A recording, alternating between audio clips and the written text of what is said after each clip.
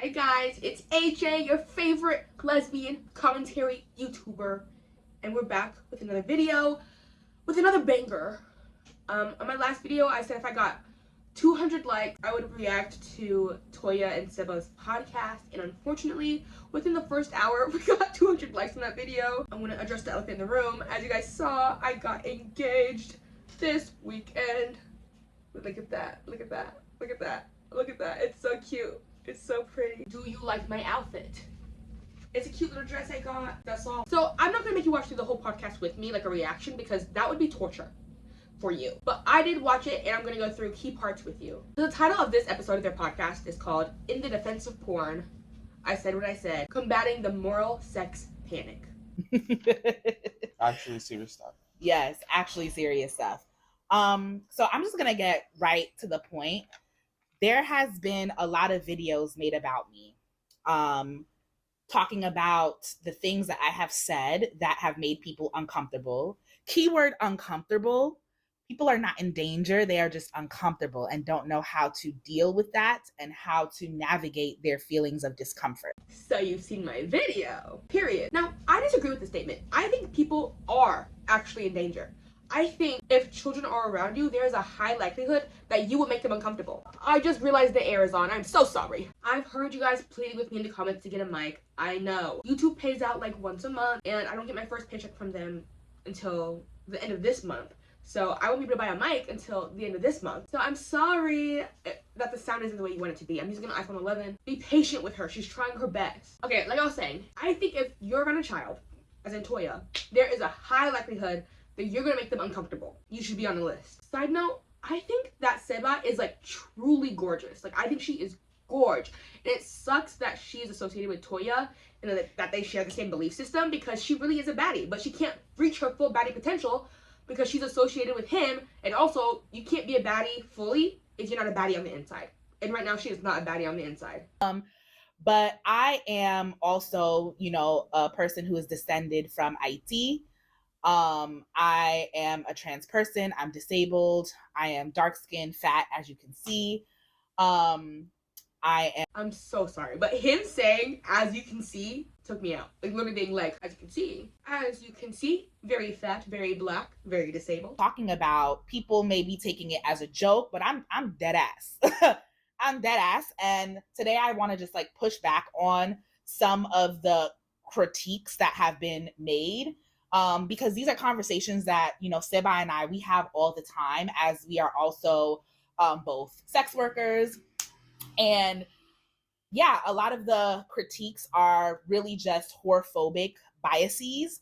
Whorephobia is the fear of sex workers, but not only that, a lot of these critiques are just anti-Black, specifically colorist biases, ableist biases, transphobic, queerphobic, misogynistic biases, etc., etc. So is whorephobia a real thing? Like the genuine fear of whores? Because if so, then wouldn't people who have whorephobia not be watching the content to even critique you in the first place? Here's some lore for you guys. I used to be a sex worker, an SW as they call it these days, and that was my career. Like that was generally like what I was doing as a job for a long time. I've always had sex as a special interest of mine, like not the same way these freaks do, but like in a different way. Kind of like I've just been always interested in like people's kinks and fetishes, but as in the why. Like I want to know why. Like I just want to be like, what about this is doing it for you? Like let me know. Like to me that's always been so interesting, because like people have such, I specifically would work with people with fetishes, and it's so interesting what kind of fetishes people had. And I was like, wow, so you really like that, huh? That's crazy. Like to me it's just crazy.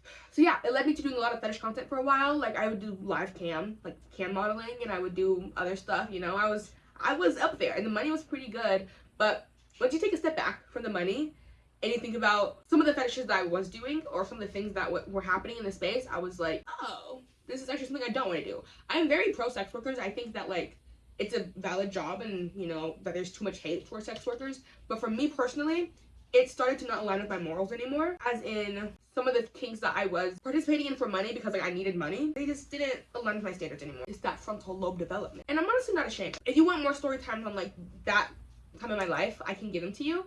But I've honestly blacked out so much of it, which lets me know that it was actually something I wasn't supposed to be doing, because if it was something that my body actually enjoyed doing, I would not have blacked out and like have so much of it removed from my memory. Like, you know how I had that one video, like my second video, I think I burped like a lot, and that's because I genuinely was just like so gassed that day, and I thought it was funny because I had the humor of a 12-year-old boy. Like, I think farts and burps are like hilarious.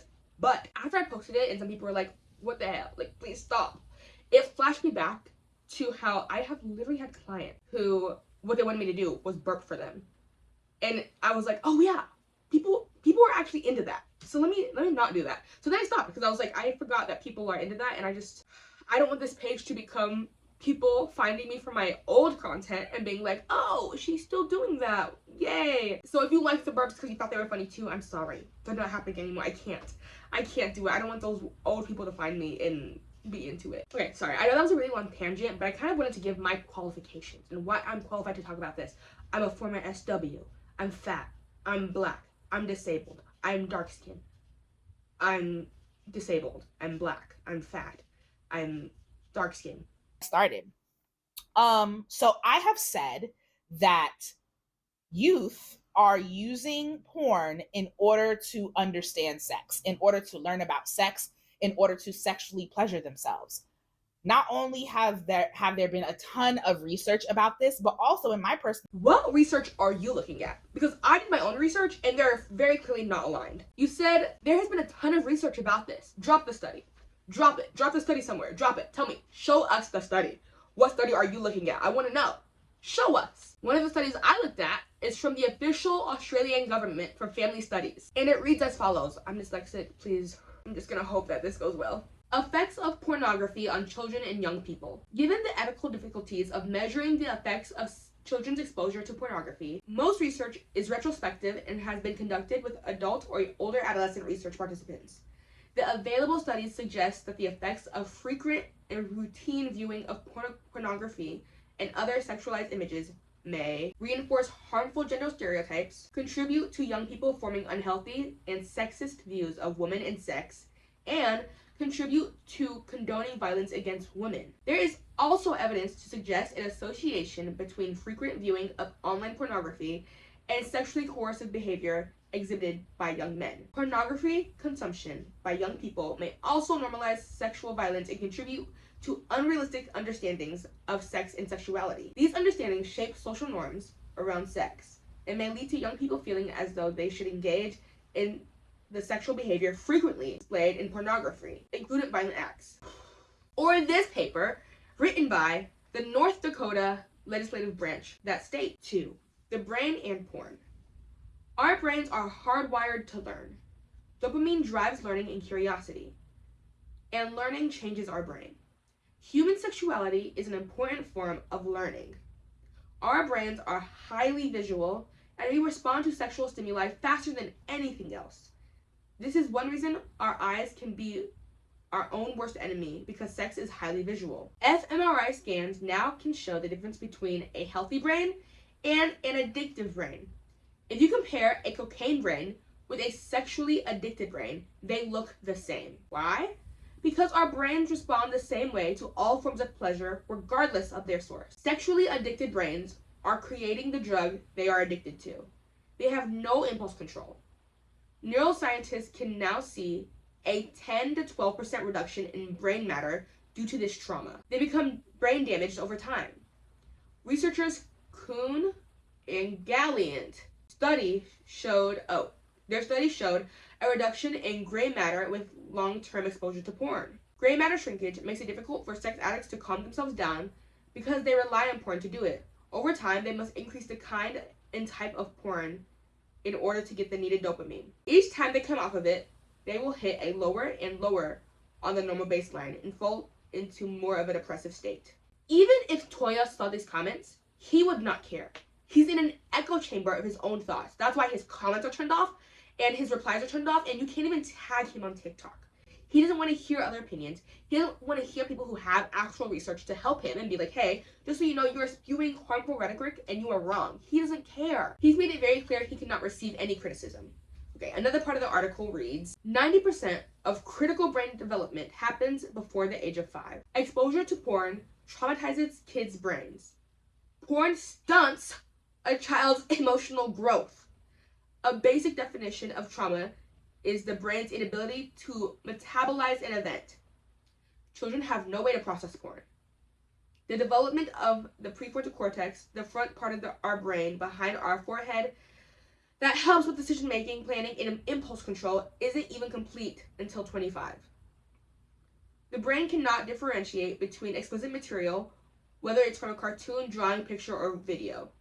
Our brain sees all sexual material in the same way. I need some water after reading all that. Wow, that is so refreshing. Are you guys pro spring water or purified water? I'm a spring water girly. I'm using my laptop. Do you guys like it? Sorry, I know I read so many studies to you, and I'm dyslexic, so it was probably a little bit of a little choppy, but I felt like it was necessary for the context of this video. I usually have my sweet baby angel fiance read it for me, but because of the subject matter, I know it makes her extremely uncomfortable, and Toya genuinely makes her like upset, like not even in like a fake outrage way, like it genuinely makes her upset to think about the things that he talks about. So I figured I'll just struggle through it. So what we've just read is that porn exposure stunts emotional growth because it's a trauma.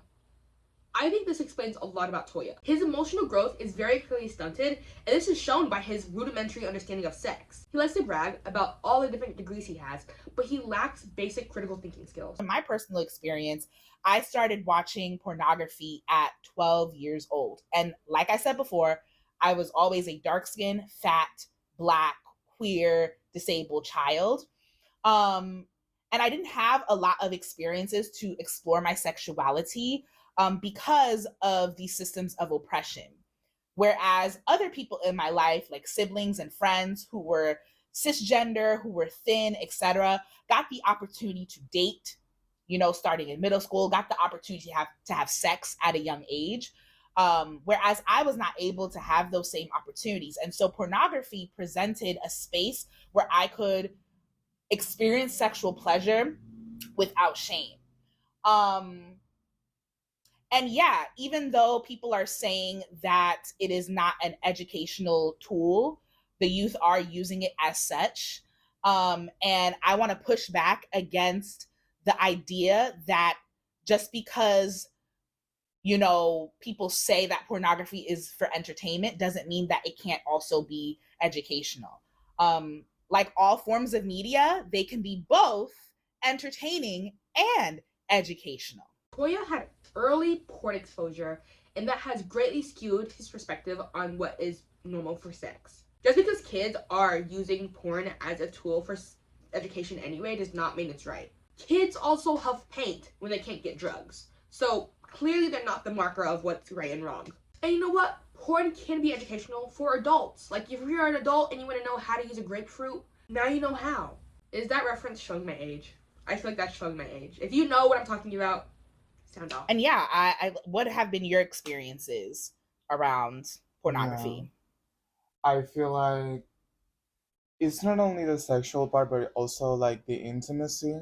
And it was, for me, it was very key to go to porn as, a media that I constantly like consume when I was 13, because that was also when I was, coming of age. Oh my God. So that's why they agree with each other. Wow. They were both exposed to porn too young, did not process it, and now are both gooners and weirdos. It is truly a match made in hell.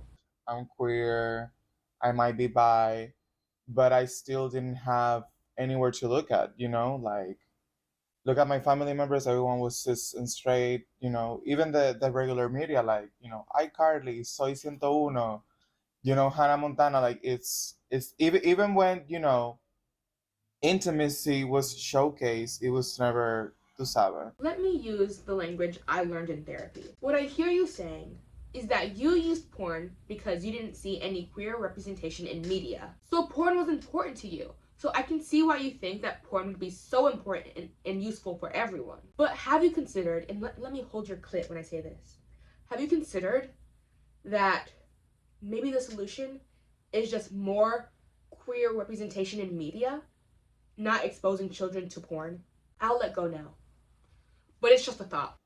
At least like my generation. So then going, into this whole universe of porn where it's like, you know, where is that? and it's available, and you can pause and you can see. And I feel just the access of it was very key for me to understand myself and my sexuality. Because us as human beings, we don't learn about ourselves isolated. We constantly need the process of socialization. So you know that all that reflects back to us, who we are. And for me, that we exist. yeah, and for me it was just that, also as someone that grew up in a household indoctrinated by Catholicism, it was very key for me to also Same. like have that tool, because I was very horny, very all the time. Like puberty came, and it was like I just couldn't stop it to stop it. Like I just couldn't like, but to like please myself and like tune into my body. I feel like that was what was really happening. Like my body was asking me in that moment of like growing, like tap into it more, like go deeper more. Again, I don't think they're taking into consideration that not all kids are like this. Not all kids are obsessed with sex. I understand for them, they were also horny, but some kids are not, and then exposing them to this material would traumatize them. I can say with probably 60% certainty that the reason you feel this way is because of how often you watch porn and how often you are gooning. When the brain gets addicted to something, it makes you want it more and more.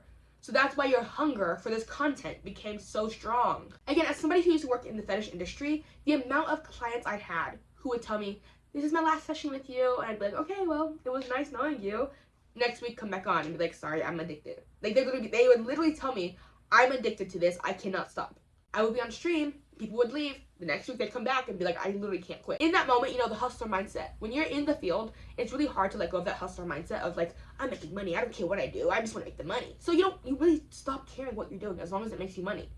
Like, some of the content I was making, to me now is crazy, because I'm like, I was really just about the money. But then I think about how I'm literally actively feeding into people's addictions, which makes me feel bad. I mean, I feel bad now about it. Like, people are literally losing money, losing their, like, probably their livelihoods over this kind of stuff because they're literally addicted. Not only masturbating, but like, and touching myself and like feeling myself and like having that moment of intimacy with myself, but also, like whole experience of like you seeing, um, the things that porn show you, like this is how you touch someone, and you can actually like practice all of these different positions to sabe. And it can be this fun, and it can be, this exciting. So it was definitely that. It was also definitely like things that even as a kid, like they were suspicious. Just like, como que, huh, is that real? Is that actually how intercourse happened? Because like there can be content that, it's not really reflected of like real life, tu sabes, and fantasy.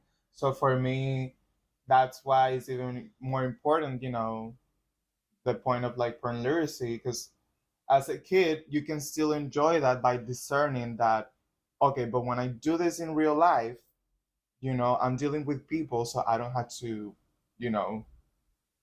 act like that. Yeah. They bring up a good point and then completely don't digest it the right way. Porn shows a lot of things that are unrealistic. The solution is not porn literacy for kids. If we were not showing kids porn at all, it would be a non-issue. They would not need to have porn literacy if they just were not consuming porn. Like having that capacity to like... It's not like copy paste. Like what you see in the video is what you're going to do with the person that you're having sex with. And with the intervention of, we also looking at this material as like the potential for like educational, that can be, a huge, progress on combating sexual assault, for example. And harassment. No, it can't. No, it can't. Literally in the study I read earlier, you were there for that, it said the opposite. Porn exposure increases the likelihood of sexual violence. Just because you feel something and you fantasize about something doesn't mean that you necessarily had to act on it. Exactly. I wonder what they're thinking about that they're not acting on. But how do you even start the conversation when all of it is taboo? When all of it is bad, you know? And That kind of thinking is colonial. That is modernity. Yep. Modernity culinary teaches us everything that is foreign, that is, strange to you, that is unknown to you, is danger. Is evil. The fallacies are strong with this one. You're saying that because it's taboo and people don't like you talking about how children should watch porn, that makes it colonial? Huh?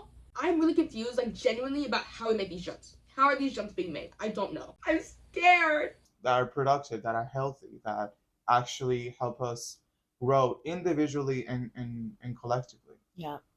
Yeah, and people claim to care about children, but do not care about the lives of the most marginalized children because, yes, I'm an adult now, but at one point, like I mentioned in the very beginning, I was a child, a dark-skinned, fat, Black, disabled, queer child.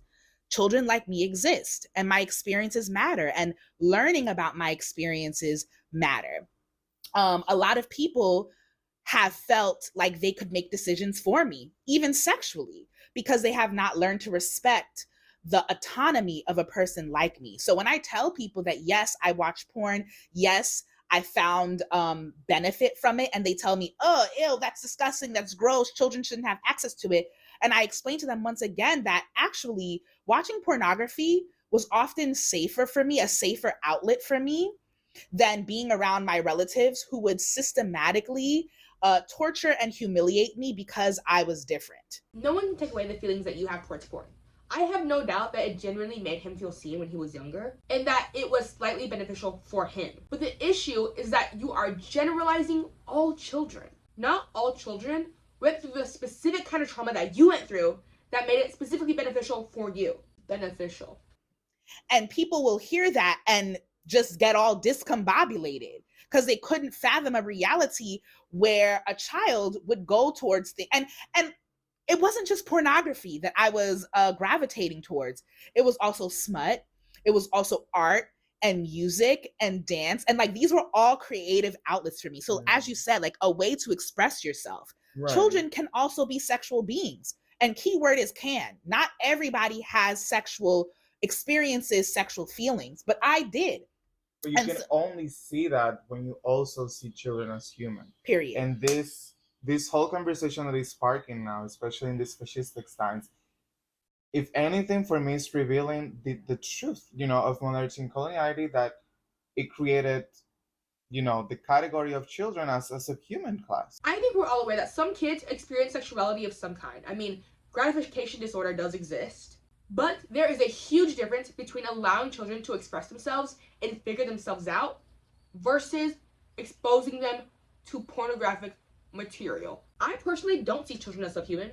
I actually think of them as the most human. They are vulnerable with basically no inhibitions. And for that reason, that's why they need our protecting. I understand kids grow at different rates and they sexually mature at different rates. So there are some kids who maybe are further along in that area than other kids. But because that is a thing, and there are different rates for this, that means we cannot make blanket statements about what is right for children. There is no set age for when that type of stuff happens or can happen.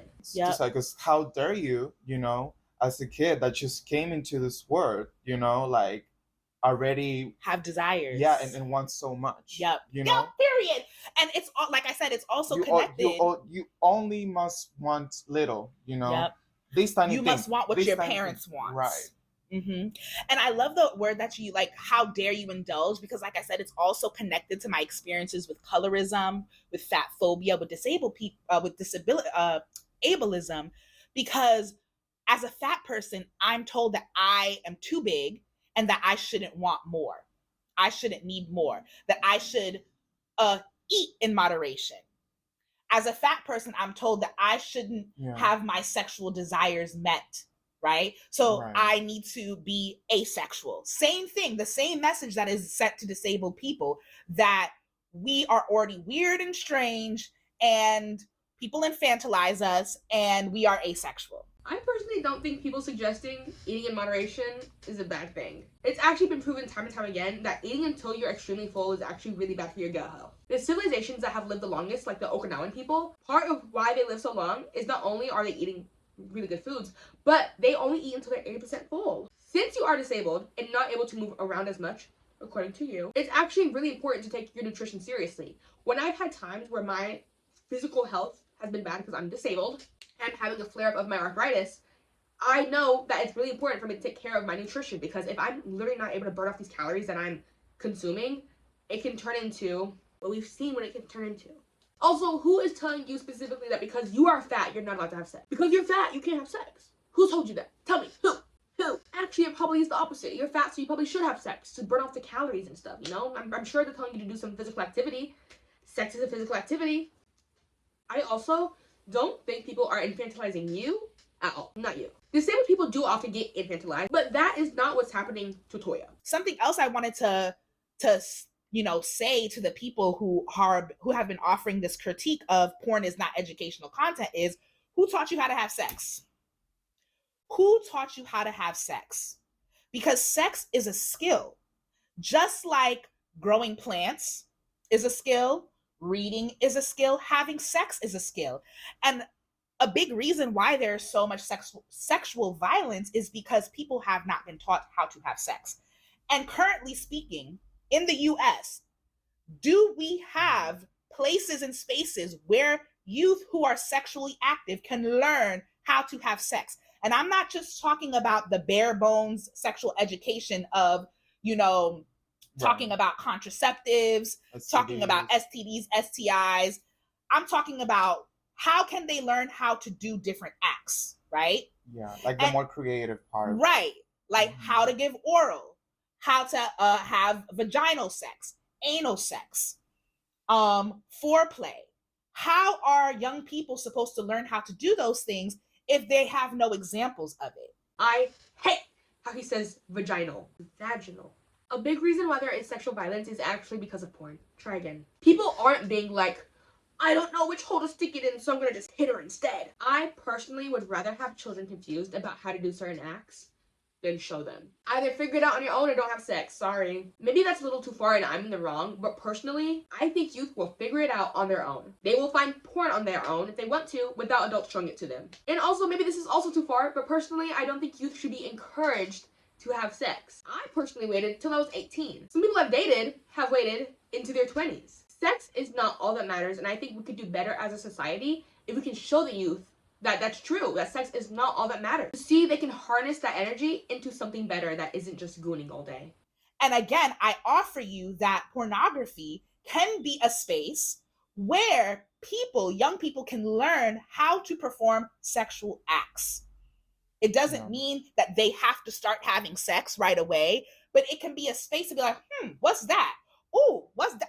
I didn't know you could do that. Oh shit, like I didn't know you could stick that up there, And a lot of young people do crave that. I know that I did. Yeah. I know that my friends and I, we would be in each other's bedrooms practicing making out on the mirror, or practicing like grinding on the walls in our bedroom. Yeah. And so we crave that because kids are naturally curious. Yeah. So we need resources. We need places and spaces where and I'm saying we because I'm literally speaking as my inner child right now, Right. We need this this content. I don't even know what to say. What places and spaces do you suggest? Like, I'm genuinely so curious what that would look like for them, because I can't think of any iteration of something like that that isn't weird. Please tell your inner child to shut the up. Please. Do you guys see what I have to go through? Please subscribe. And yes, not all sex workers need to be creating this content, but there are people that can and do make this content. I'm just gonna plug in Crash Pad series, and I know that they have a subscription, so you have to subscribe in order to watch their videos. But I can potentially see Crash Pad series as being a really good educational material for youth who are interested in being sexually active and learning, the ins and outs of sexual activity. Because not only does Crash Pad series center, queer and trans people having sex, but in addition to the sexual scenes, they also offer videos showcasing interviews of the sex workers themselves, talking about how they created the scene together, how the scene came Right. about.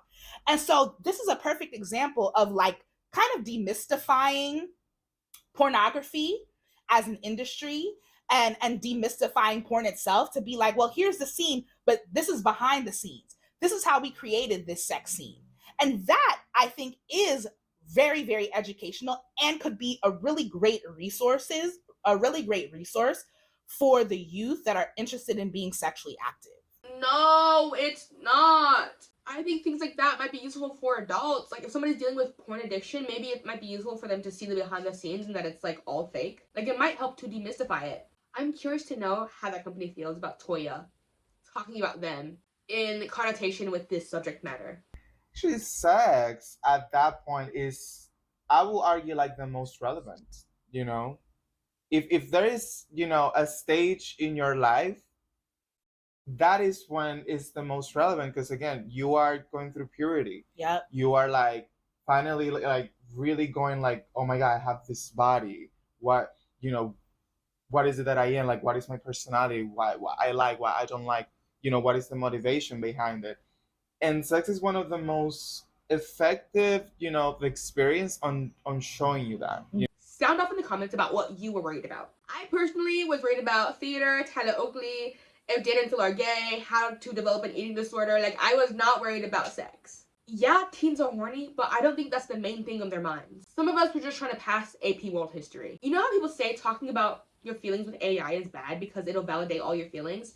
That's how I feel about their relationship with each other. They both grew up hypersexual gooners and now like validate each other's feelings about it. So they think it's normal. We need to collectively, get to a point where we finally give sex and intimacy and sexuality the place that it deserves. Yeah. Because what happened with modernity and coloniality and also capitalism and also patriarchy, it has put this very important and basic, activity for us humans as, it has secluded it into, it has like oversimplified it. You know? It's all about reproduction. Right. Or domination. Domination. And being used as a tool to conquer. When y'all have sex, is it for reproduction or domination? Sound off in the chat. So it has been misplaced, you know? Whereas you find it in indigenous cultures, where like it actually has its place. It's a very important place and it cannot be replaced. ¿Tú me entiendes? Modernity then like corrupted that. Something that was said a lot under my last video were people who are indigenous being upset that Toya was using indigenous as an overarching term, clumping all indigenous people together, when there are indigenous people on literally almost every continent.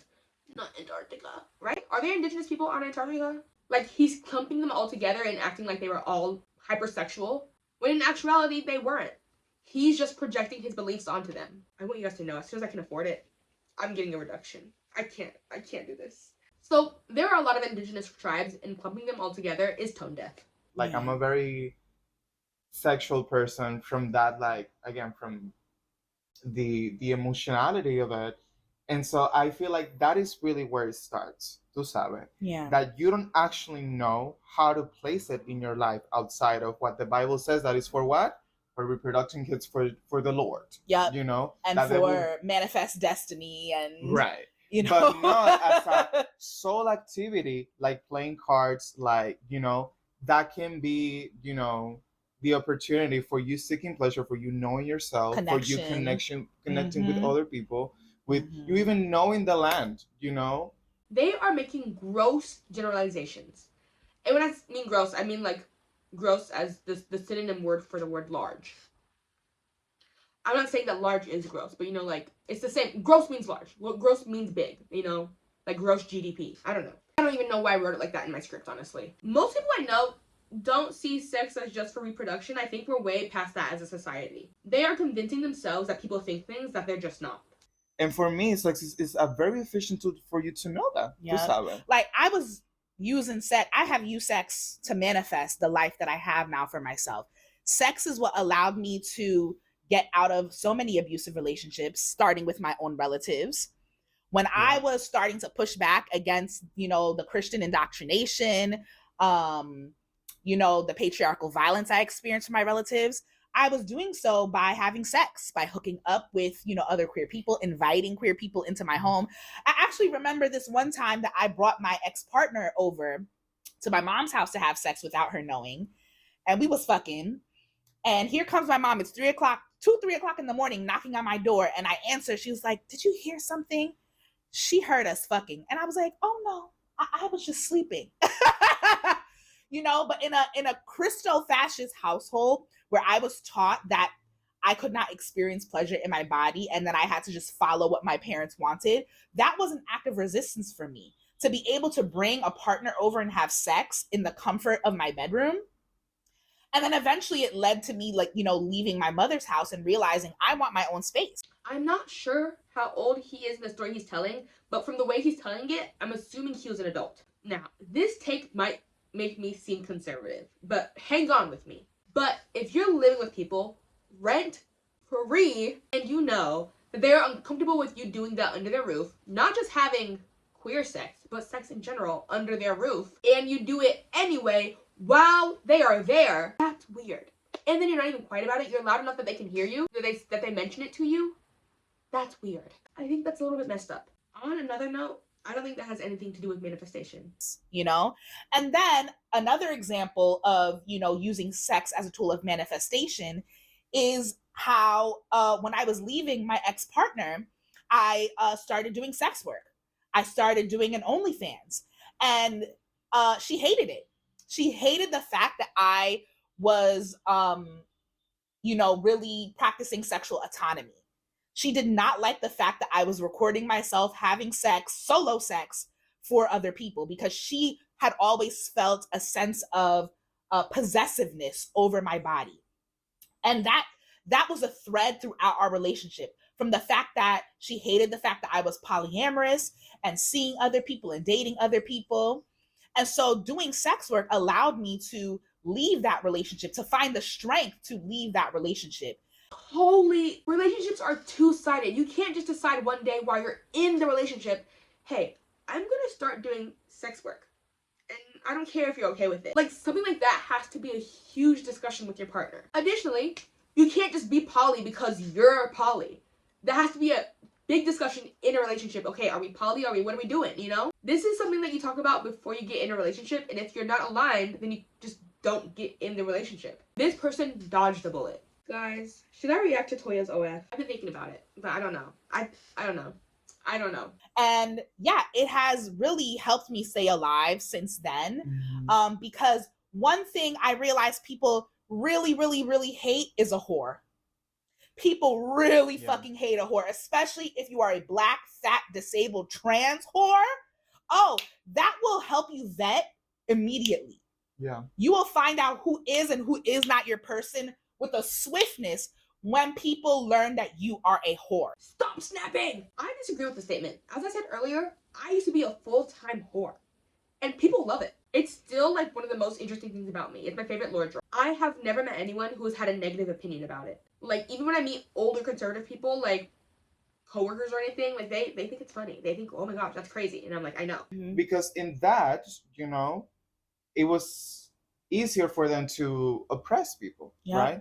So what patriarchy did, okay, like, let's criminalize this, So now criminalize nudity, right? Say that indigenous people, especially indigenous women, were impure, and therefore needed to be put in their place through rape, and also said that indigenous men, were hypersexual and were deviant and and were predators.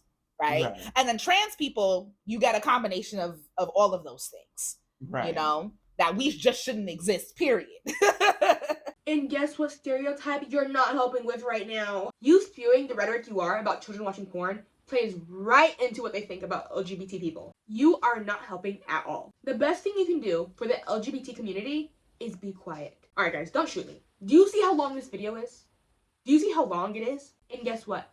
I'm only halfway through the podcast. So this is gonna have to be part 1 of 2. Part 2 is gonna come out on Thursday. And this isn't even me trying to stretch the content. I just really can only endure so much. If you like this video, please like it.